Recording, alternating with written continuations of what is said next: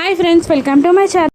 మనోహరి కొంతమంది రౌడీలని పిలిచి మీరు ఒక అమ్మాయిని చంపేయాలి, శవం కూడా ఎవరికి దొరకకూడదు అని అంటూ ఉండగా, చెప్పండి మేడం, పార్టీ ఎవరో చెప్పండి, ఎక్కడుందో చెప్పండి, ఆ పార్టీకి తెలియకుండా చంపేసి పార్టీ చేతులకు కూడా మంటంటకుండా ఆ మట్టిలోనే కలిపేస్తాం అని ఆ రౌడీలు అంటూ ఉండగా, బాగి డీటెయిల్స్ చెప్పి అనాథాశ్రమంలో ఉందని మనోహరి చెప్పేస్తుంది. ఇక ఒక వ్యక్తి బాగి దగ్గరికి వచ్చి రండి మేడం అంటూ ఒక కార్ దగ్గరికి తీసుకెళ్తూ ఉంటాడు. ఇక ఆ కారు బాబ్జీదే.